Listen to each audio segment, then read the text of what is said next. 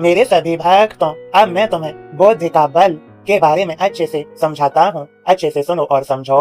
देश के महानतम दार्शनिकों में से एक सुकरात एक बार अपने शिष्यों के साथ बैठे को चर्चा कर रहे थे। तभी वहाँ अजीबों गरीब वस्त्र पहने एक ज्योतिषी आ पहुँचा। वह सबका ध्यान अपनी ओर आकर्षित करते हुए बोला, मैं ज्ञानी हूँ। मैं किसी का चेहरा देखकर उसका चरित्र बता सकता हूँ। बताओ, तुम में से कौन मेरी इस विद्या को परखना चाहेगा? शिष्य सोकरात की तरफ देखने लगे। सोकरात ने उस ज्योतिषी से अपने बारे में बताने के लिए कहा। अब वह ज्योतिषी उन्हें ध्यान से देखने लगा। सोकरात बहुत बड़े ज्ञानी तो थे, लेकिन दिखने में बड़े सामान्य थे, बल्कि उन्हें कोई कुरूप भी कह सकता था। ज्योतिषी उन्हें कुछ देर निहारने के बाद बोला, तुम्हारे चेहरे की बनावट बताती है कि तुम सत्ता के विरोधी हो।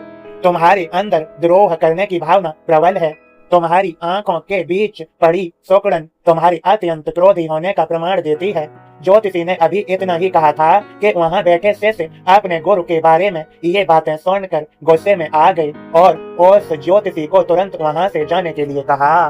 पर सोकरात ने उन्हें शांत करते हुए ज्योतिषी को अपनी बात पूर्ण करने के लिए कहा। ज्योतिषी बोला, तुम्हारा बेडोल सिर और माथे से पता चलता है कि तुम एक लालची ज्योतिषी हो और तुम्हारी बुद्धि की बनावट तुम्हारे सन की होने के तरफ इशारा करती है।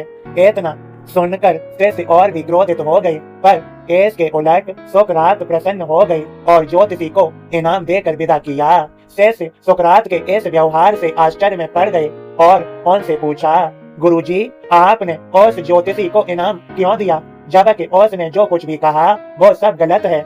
नहीं पुत्रों, ज्योतिषी ने जो कुछ भी कहा वो सब सच है। उसके बताए सारे दोष मुझ में है। मुझे लालच है, क्रोध है और उसने जो कुछ भी कहा वो सब है, पर वह एक बहुत जरूरी बात बताना भूल गया। उसने सिर्फ बाहरी चीजें देखी, पर मेरे अंदर के विवेक को नहीं आंक पाया, जिसके बल पर मैं इन सारी बुराइयों को अपने बस में किए रहता हूँ। बस वह यहीं चूक गया। वह मेरे बुद्धि के बल को नहीं समझ पाया। सोकरात ने अपनी बात पूर्ण की। मेरे सभी बच्चों, समझो, अब यह प्रेरक प्रसंग बताता है कि बड़े से बड़े इंसान में भी कमियां हो सकती हैं, पर यदि हम अपनी बुद्धि का प्रयोग करें और तो सोकरात की तरह ही उन कमियों से पार पा सकते हैं। मेरे सभी बच्चों, समझो, तुम अपनी बुद्धि का प्रयोग करो। सदैव मैंने कहा है, समझाया भी है, मन चंचल होता है, इसलिए अपनी बुद्धि के द्वार सदैव खुले रखो। खुश रहो। तुम्हें सभी को मेरी कृपा भरा आशीर्वाद। इस संदेश को ज्यादा से ज्यादा शेयर करो। सबका मालिक एक।